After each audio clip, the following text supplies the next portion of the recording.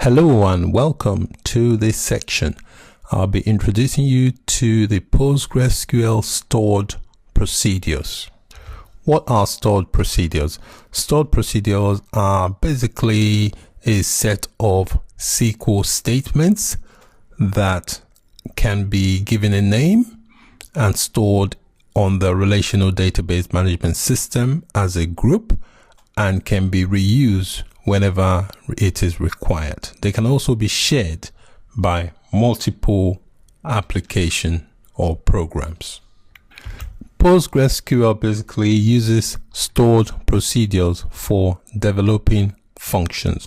So they allow you to extend the functionality of the database with user-defined functions. So user-defined functions are also represented as stored procedures. You can use stored procedures to define various types of functions. For example, you can use it to create triggers or custom aggregate functions. Let's take a look at the advantages of using stored procedures in Postgres. The first is basically reduced network traffic. So basically, a stored procedure reduces the number of round trips between application and database servers. So basically all the SQL statements are wrapped inside functions stored in the PostgreSQL database server.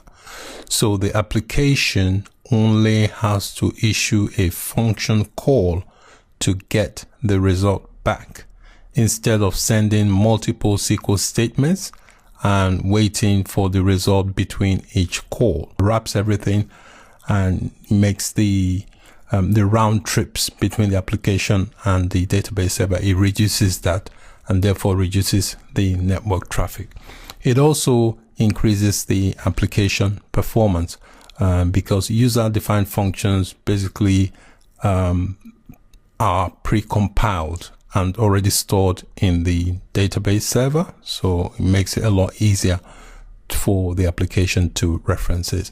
Also, stored procedures are reusable, so you can reuse it in many applications or programs. Once you've developed a function, you reuse it in any application. Once it's created, that's it. You can reuse it anytime. So let's also take a look at some disadvantages. So some disadvantages of using stored procedures include slow software development. So it is slow in software development.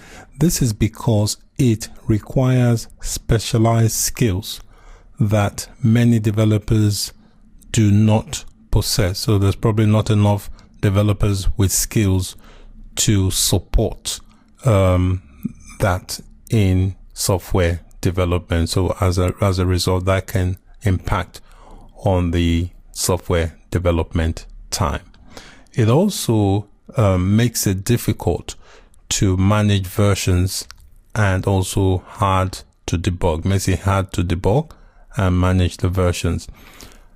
Another disadvantage is that it may not be portable to other database management systems like MySQL or Microsoft SQL Server and so on. So these are some of the key disadvantages of using stored procedures in PostgreSQL. So in this lecture, I introduced you to PostgreSQL stored procedures, which in a way are basically a bunch or set of SQL statements that are stored in your database. They are also user-defined functions. So they are functions that are defined by the user. And you can use them to create triggers, custom aggregate functions, and other stuff. So the key thing to note is that they are basically user-defined functions that are stored in the database. Many thanks for watching, and bye for now.